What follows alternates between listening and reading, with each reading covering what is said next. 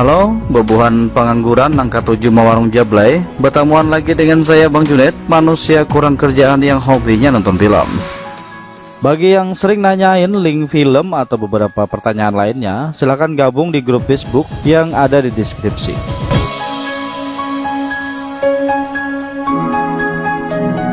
The Gangster, The Cab, The Devil adalah film yang menceritakan tentang bergabungnya gangster dan polisi untuk menangkap seorang pembunuh berantai. Film ini dibintangi Ma Dong-seok bersama Kim Moo-yeol, disutradarai oleh Won Tae-lee yang dirilis pada tahun 2019. Berawal di sebuah mobil, terlihat orang misterius bernama Kang Kyung menabrak mobil seorang pria pemabuk. Orang itu keluar dan memotret mobil Kang Kyung. Tiba-tiba, Kang Kyung langsung menikamnya di mobil orang itu hingga tewas.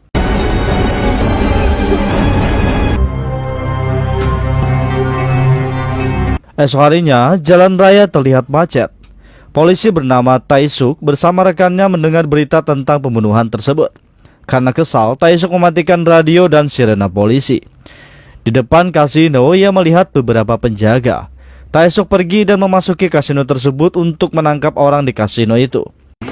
형님, 길도 막히고 깡패 가시오도 뭘로 먹어? 개인가 그 참. 꼭 따세요? 네. Di sisi lain, terlihat ketua gangster bernama Dong-so sedang berlatih.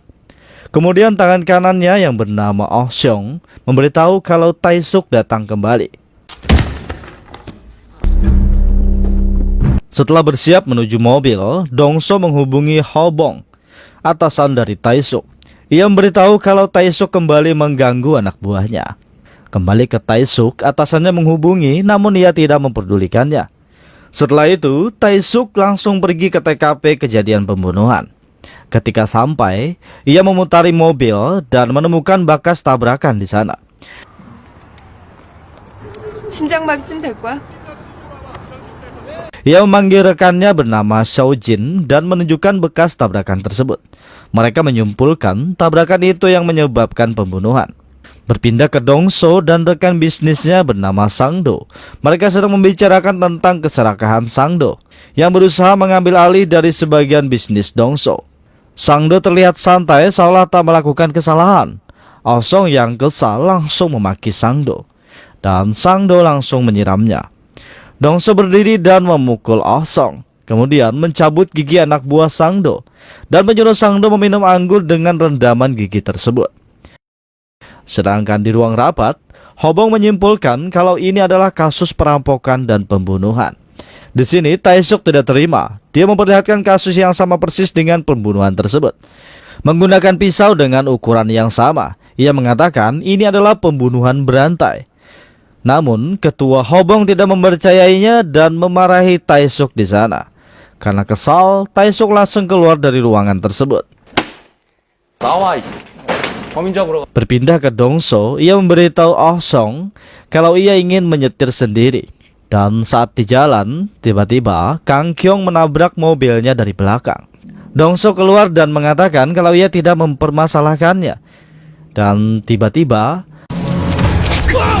Kang Kyung menusuknya dari belakang. Terjadi pertarungan di sana hingga Dong-so menerima beberapa tusukan. Sedangkan Kang Kyung mendapat satu tusukan di dekat bahu. Namun ia berhasil kabur. Di sini, Dong-so masih belum mengetahui kalau pembunuh itu bernama Kang Kyung. Karena pembunuhan itu masih menjadi misteri bagi polisi.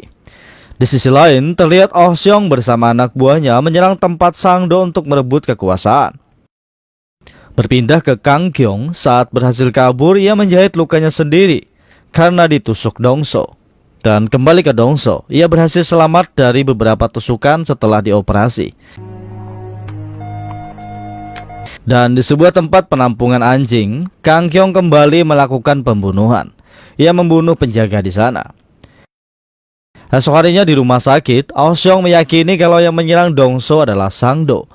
Dan Dong-so mengatakan itu bukan Sang-do dan orangnya. Tiba-tiba Tae-suk datang. Ia meminta keterangan tentang penyerangan tersebut. Dong-so tidak memberitahunya karena ia berniat menemukannya sendiri. Lanjut, Tae-suk mencari jejak lain di mobil Dong-so. ia menemukan bekas tabrakan sama persis seperti 3 kasus pembunuhan sebelumnya. Dan kembali ke Dongso, Sang-do menjenguknya. Ia meminta setengah kekuasaan dari Dongso. Namun Dongso hanya diam karena ia tahu pasti Sang-do hanya akan mengacaukannya. Di kantor, Tae-suk terus membujuk ketua Hobong. Ia memberitahu kalau Dongso adalah korban penyerangan tadi malam yang masih hidup setelah dioperasi. Ini adalah kesempatan mereka untuk lebih dekat dengan pembunuh tersebut melewati Dongso. Namun ketuanya terlalu bodoh sehingga tidak mempercayai Tae-suk. Malahan ketua itu menyuruh tim lain untuk menyelesaikan kasus tersebut. Berpindah ke Kang Kyung, di suatu jalan ia mendengar pembicaraan tentang ulang tahun. Kang Kyung mendekat dan ia langsung membunuh orang tersebut. Coba.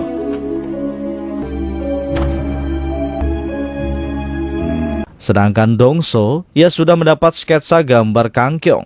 Berpindah kembali ke Kang Kyung. Setelah melakukan pembunuhan, ia membawa mobil truk. Namun tanpa sengaja pisaunya terjatuh di jalan. Sedangkan di kasino, terlihat Tae-suk bersama banyak polisi menyita tempat tersebut. Lanjut, Tae-suk menemui Dongso dan memberitahu kalau yang menyerangmu adalah pembunuh berantai. Ia bukan psikopat biasa hingga berani menyerang ketua gangster sepertimu. Tae-suk membutuhkan informasi agar ia bisa mengadili pembunuh tersebut. Dongso mengatakan itu tidak sepadan dengan apa yang pembunuh berantai itu lakukan. Berpindah ke Sang-do, ia memasukkan beberapa pembangunan besar ke daftar hitam agar tidak dilanjutkan. Mendengar hal itu, Oh Seong memberitahu Dongso kalau Sang-do telah mengacaukan semuanya hingga membuat kerugian besar. Kemudian Oh Seong memberitahu tentang penemuan mobil pembunuh. Oh Seong memberikan pisau pembunuh yang ditemukannya, dan Dongso menyadari kalau ini benar-benar pembunuh berantai tersebut. Dongso langsung menghubungi Tae-suk dan memberitahu tentang informasi yang dia dapat. Saat di rumah, Dongso mengatakan ia akan membunuh pelaku jika menemukannya. Ia memberikan kunci mobil pelaku ke Tae-suk untuk mencari jejak. Di sana mereka bersepakat untuk bergabung. Namun jika Tae-suk menemukannya, ia hanya akan menangkapnya. Tapi jika Dongso yang menemukannya, ia berhak membunuhnya. Lanjut, Dongso memberikan sketsa wajah pelaku dan Tae-suk menyetujuinya. Di sini, Dongso memutar rekaman sebagai bukti kontrak mereka. Karena kesal, Tae-suk menghancurkannya. Namun, CCTV di ruangan itu juga merekam semuanya. Kini, Tae-suk menyusun rencana bersama 2 rekannya. Begitu juga dengan Dongso. Mereka hanya memanfaatkan satu sama lain untuk menangkap pelaku. Lanjut, Tae-suk dan 2 temannya mendatangi gedung mesin milik Dongso. Karena mobil pelaku disimpan di sana. Mereka mencari jejak apapun yang bisa ditemukan di mobil tersebut. Sedangkan Dongso menyuruh Oh Seong membunuh Sang-do lebih dulu menggunakan pisau milik pembunuh berantai tersebut. Dan malam harinya saat Sang-do tidur, Oh Seong langsung membunuhnya menggunakan pisau itu. Esok harinya, Tae-suk mengagetkan Seo-jin hingga Seo-jin membantingnya. Setelah itu, Tae-suk memberikan beberapa bukti seperti bekas darah dan rambut untuk diperiksa. Berpindah ke pembunuhan Sang-do, terlihat Seo-jin menemukan pisau pembunuh yang ditinggalkan dengan sengaja. Di kantor polisi, pemimpin Jo marah besar karena mereka tidak bisa menyelesaikan satu kasus pun dari deretan pembunuhan yang telah terjadi. Kemudian, ponsel Tae-suk berbunyi. Seo-jin memberitahu tentang pembunuhan Sang-do dan DNA pembunuhan lainnya terdapat di pisau yang sama setelah diperiksa. Tae-suk langsung menghampiri rumah Dongso dan memukulnya beberapa kali. Namun Dongso melawan balik dengan santai. Dongso mengakui memang benar kalau ialah yang telah membunuh Sang-do. Namun pencarian pelaku tersebut tetap berjalan hingga ia tertangkap. Sedangkan di berita telah menetapkan kalau itu sudah jelas pembunuhan berantai. Tiba-tiba datang tim baru dari kota lain untuk mengambil alih tugas penyelidikan. Kang Kyung melihat berita itu bersama keluarganya. Ia mengatakan kalau pembunuhan terakhir bukan dia. Berpindah ke Dongso, ia mengunjungi tempat peristirahatan Sang-do. Saat sedang makan, ia sekilas melihat Kang Kyung di sana. Saat lengah, Kang Kyung langsung menghilang. Dan kemudian ponselnya berbunyi dan Tae-suk menyuruhnya ke tempat mobil pelaku disembunyikan. Kemudian terlihat Kang Kyong yang memberikan surat ke anak buah Sang Do yang bertuliskan kalau seseorang menggunakan pisaunya untuk membunuh Sang Do. Sedangkan di malam harinya, Kang Kyong kembali beraksi melakukan pembunuhan baru. Berpindah ke Tae-suk dan Dong-so, saat memeriksa mobil pelaku, tiba-tiba tangan kanan Sang Do bersama anak buahnya menyerang mereka. Pertarungan terjadi, namun mereka dengan mudah mengalahkan semuanya.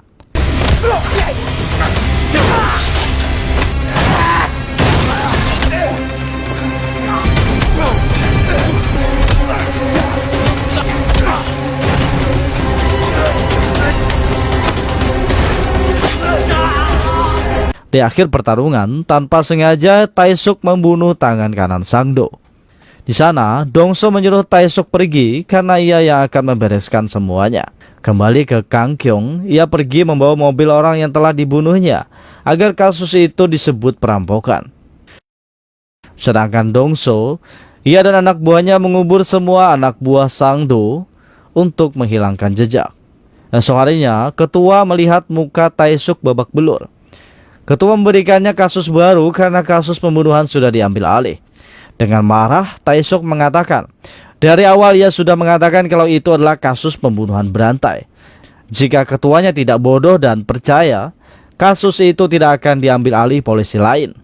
Lanjut, Tae-suk bersama dua temannya menghampiri istri korban pembunuhan Kang Kyong. Wanita itu menghubungi Kang Kyong, menawarkan uang tebusan untuk suaminya. Kang Kyong mengajaknya bertemu di sebuah tempat makan. Kemudian wanita itu memasuki kedai dan penjaga kedai mengambil tasnya. Sedangkan Tae-suk bersembunyi di atas gedung sambil mengawasi. Dan tiba-tiba ia melihat Kang Kyong sedang mengawasinya. Tae-suk memberitahu dua temannya sambil mengejar Kang Kyong. Namun Kang Kyong berhasil kabur.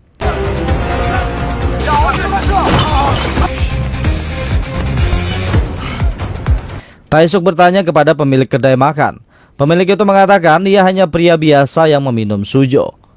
Mereka bertiga langsung mencari botol minuman tersebut. Dan mereka terkejut karena melihat banyak botol sujo dengan merek yang sama. Dengan dibantu Xiao Jin, mereka berhasil mengumpulkan beberapa puluh botol sujo dengan merek yang sama. Setelah 10 jam berlalu, Xiao Jin memberikan sidik jari dan foto pelaku dari hasil sidik jari yang telah ditemukan dari salah satu botol. Dan Tae-suk langsung pergi mencarinya. Di sana, keberuntungan berpihak kepadanya. Tae-suk berhasil mengidentifikasi pelaku sebenarnya dengan foto yang ada di rumahnya. Tae-suk memberikan sebuah nomor dan menyuruh temannya untuk melacaknya. Kembali ke Dong-so, saat sedang asik makan, salah satu rekannya terus mengoceh tidak jelas. Karena kesal, Dong-so memukulinya hingga pingsan. Tiba-tiba ponselnya berbunyi. Tae-suk memberitahu kalau ia mengirimkan foto dan suara pelaku. Ketika mendengarnya, Dong-so meyakini kalau itu adalah suara pelaku pembunuhan. Saat di kantor, ketua tim penyidik memberitahu kalau nama pelaku adalah Kang Kyong. Ketua penyidik memanggil nama Dong-so hingga membuat Oh Seong kesal. Mereka berdua ribut dan Tae-suk memukul mereka berdua. Tae-suk memberitahu kita semua adalah tim, jadi harus bekerja sama untuk menemukan Kang Kyong. Jangan membuat keributan yang tidak jelas. Lanjut, mereka semua berangkat untuk mencari Kang Kyong di setiap pelosok kota. Namun, masih belum menemukannya.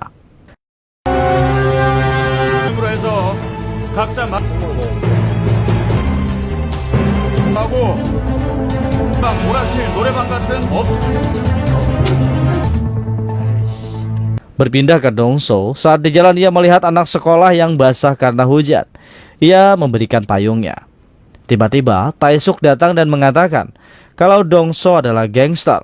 Namun anak sekolah itu mengatakan Tae-suk lebih mirip gangster daripada Dong-so. Dong-so hanya tertawa mendengarnya.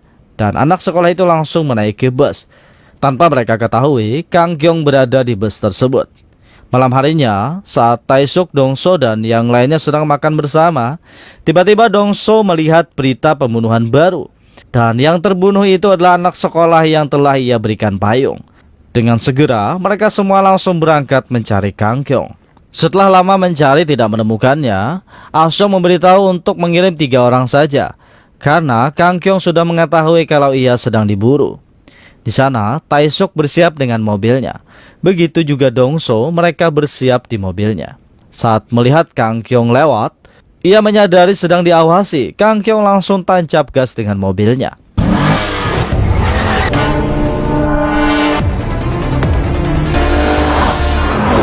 Dongso sempat menabraknya, namun ia terus kabur hingga mobilnya terkepung.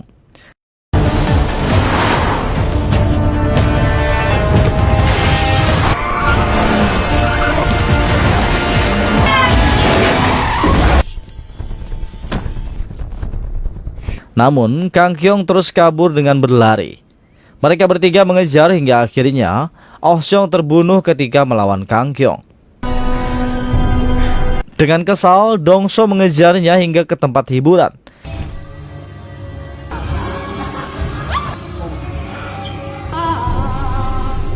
Di sana, Dongso berhasil mendobrak pintu hingga menghajar Kang Kyung sampai sekarat.